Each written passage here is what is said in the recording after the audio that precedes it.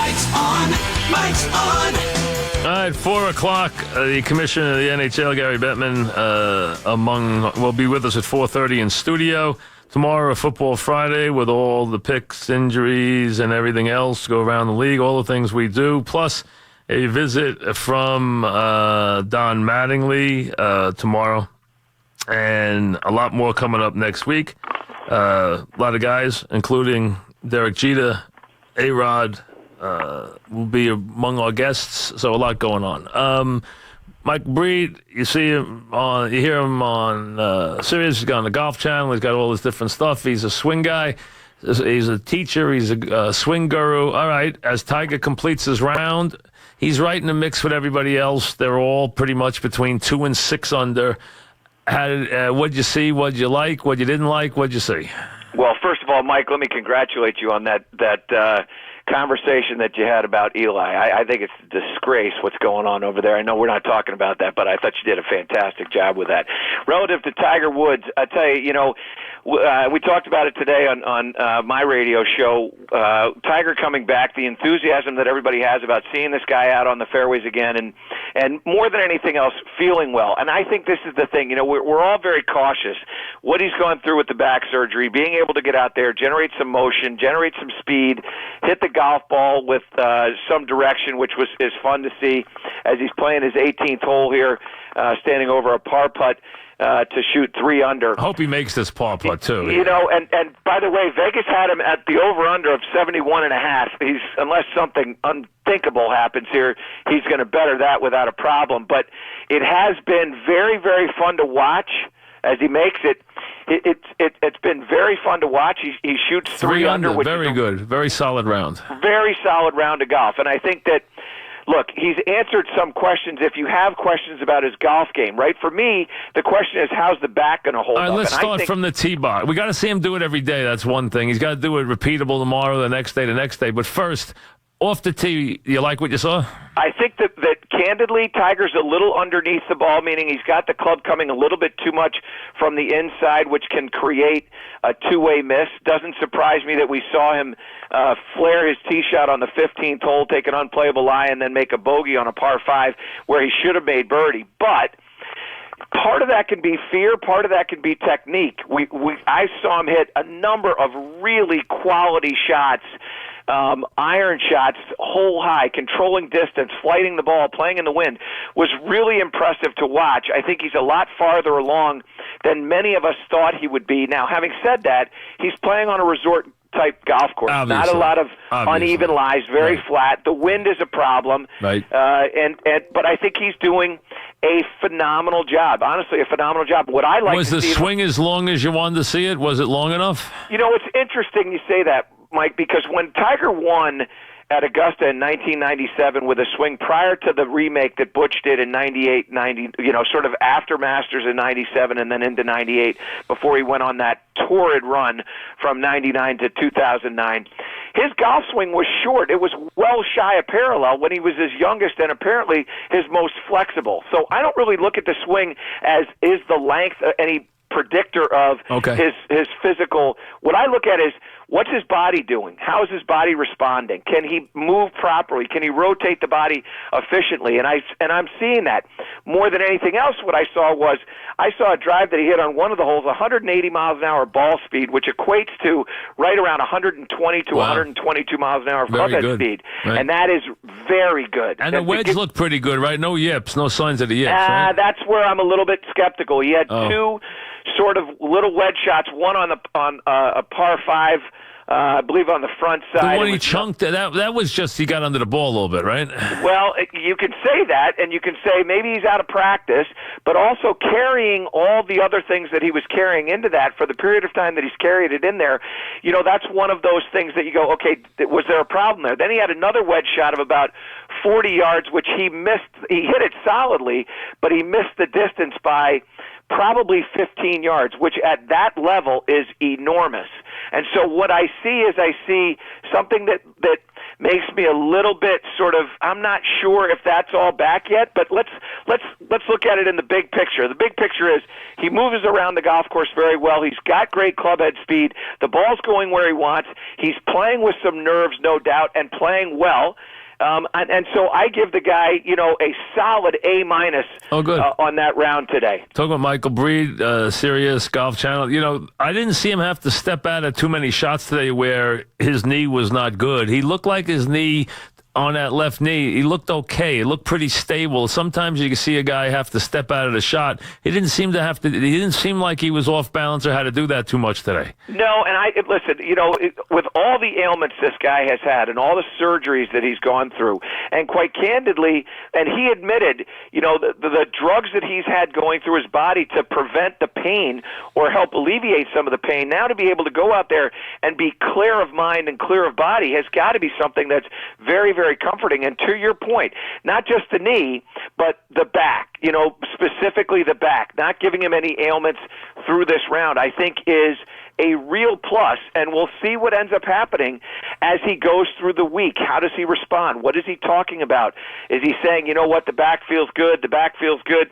That to me is really what I look at and go, okay, this has been excellent. The encouraging thing is, if the back is in good shape, I think he's a lot farther along than everybody else was giving him or saying that he would be. And to Hank Haney's credit, Hank talked about it, and he said he thinks Tiger's going to be in really good shape. No doubt we've seen that. And also, it seems like he's got a little more distance back. Dustin Johnson said he was hitting the ball past him. He hit the ball past Thomas today. Last couple of times you've seen him, he hadn't had a lot of length, and he seemed like he had a lot of length today. Absolutely, and that's, the thing to me is, and this is what most people need to understand, the length of the backswing is not anything that indicates that you're going to be able to create a lot of clubhead speed. It is a factor, but it's not the factor.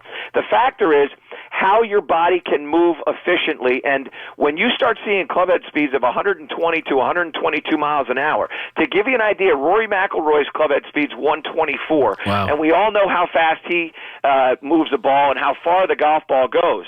So when you see Tiger at 120 to 122, you obviously are saying, with not a lot of reps under his, he hasn't had a lot of reps, particularly on the golf course, to get it to 120 to 122, that's excellent. And one of the other things that you need to pay attention to is that clubhead speeds from a practice tee to a golf course will decrease. In other words, you'll lose probably 5 to 7% of overall speed that you have on the practice tee when you transition to the golf course, which means if he's getting it out there at 120 miles an hour, 122 miles an hour, he's probably generating somewhere in the neighborhood of 125 to 127 miles an hour of clubhead speed out on the practice tee, and that is fantastic. Wow. So I would say everyone has to, the early reports, he backed them up today. Now, the big thing will be whether he can do it 2 days, 3 days in a row. He has not been able to do that at all. So can he go out there?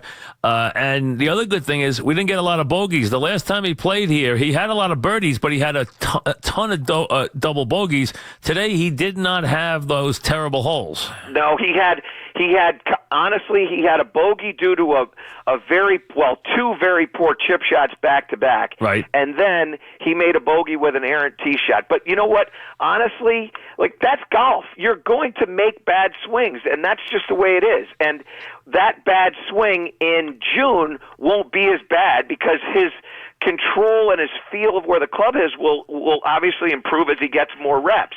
I think there's a couple of things that we have to... The putter was good today. What's that? The putter was good. The putter was very good today, but again, what I would tell you is that these greens are going to be very flat, benign. very flat, right? They're very flat. There's not a lot of break. The speeds aren't going to get away from you. You have to deal with some wind, no doubt. But when he's playing good golf, he makes putts, and he made putts today. Absolutely, he made putts. But if you look at putts that he made, he's not making putts that have breaks of 2, 3, 4 feet. He's making putts that have break, that's maybe a cup or 5 inches. So it's not like that. This is a very difficult golf This isn't a Augusta. I understand. Yeah, That's exactly right. And so when I look at Tiger and my evaluation for Tiger, let's make no mistake, this is all about Tiger's comeback or Tiger's playing again is really all about the drive for majors. And so the question is, can Tiger Woods perform on Sunday in a major when he needs to? And if you look back at 2013, I think it was when he won 5 times and was Player of the Year under Sean Foley. He won 5 tournaments on tour, and he had himself in a position for majors going into the weekend, and he played poorly. A lot of 73s and 75s, and was candidly one of the reasons why he parted ways with Sean. He didn't feel like Sean was the guy to get him over that hump. For me, this whole thing is, can his body withstand the grind of making these swings? And again, I'll go back to one other point, and that is this golf course is very flat, so he's not making a lot of swings with uncomfortable lies, side hill lies, downhill lies, uphill lies, which he's going to face at Augusta National. And that does put more torque on the back. That does do stuff to freeze the hip and stretch the back. So I'll pay attention to what happens in the schedule that I think that he's going to end up playing as he goes forward this year, and I think the next time that we're going to see him will likely be out at Torrey Pines in late January. But for me, can the back withhold? It certainly did today. What it'll be like tomorrow, I think we're going to be in good shape, but I don't want to go and make anything. And then what's it going to be like during the course of the year? How's it going to respond after he's played 2, 3, 4 in a row? How does it respond when he's getting on a plane and traveling all over the place? And then how does it respond when it's dealing with these uneven lies that he no doubt is going to face through the course of a year on the PGA Tour? Thanks very much. We'll talk soon. Thank you very much for coming on. Appreciate it. Hey, I look forward to it. And Thank you, Mike. Thank you for everything, and congratulations Thanks very on much. an unbelievable career. Thank you. Thank you. Mike Breed of the Golf Channel, and, of course, he's got a show on Sirius, so he was very high on Tiger today, gave him an A-. Fleetwood is 6 under. Ricky Fowler's 5 under. Dustin Johnson 4 under. Tiger shot at 3 under, 69.